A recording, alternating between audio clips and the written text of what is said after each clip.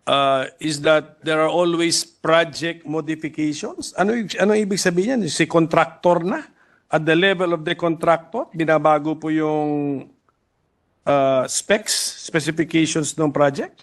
Yeah. Is that the reason? The info I have, Mr. President, the project modification specifically is because of change of site, request of LGU or the end user.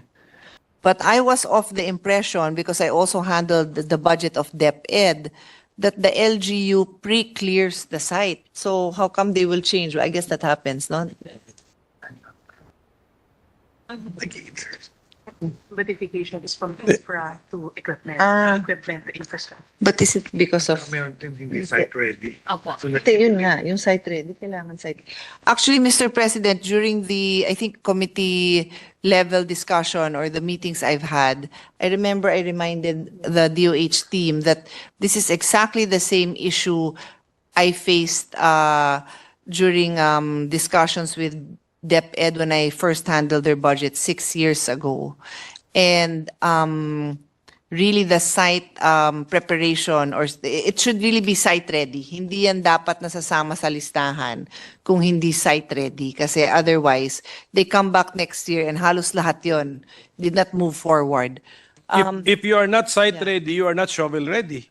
Yeah, Yeah, definitely. yan ang Exactly. pagka-infrastructure, shovel ready. Exactly. So What's happening? a lot of people get excited to submit their name there, and then it's not ready, or the titles are not the title does not belong to the LGU. It has not been donated properly. So all of those contribute to the delays. And then another issue, in particular with health, is the need for infra changes to equipment. And I'm guessing the reason for that is it's possible that the LGU spent for the infra. So then now they just need the equipment. Because they have separate budgets for that, Mr. President. So pagka may humihingi ng tulong sa kanila or kahit sa atin, ang tanong is, ano ba, may site ka na? So for building pa lang, for equipment na? And then usually pag tapos na lahat yun, ang kasunod na nun is motor vehicle, yung ambulance. Or... If we can talk about the Health Facilities Enhancement Program. Kasi program ito yata, I think this is one of the major programs of the DOH. So are we talking about the structure?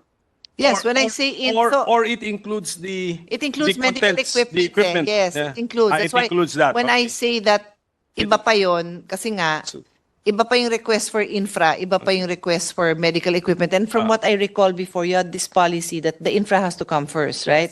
Because when you deliver ka ng equipment dun, wala pa yung infra. So that comes the following year. So yun po yung 35 sa committee report po natin, 35 billion. How much? The infra 30.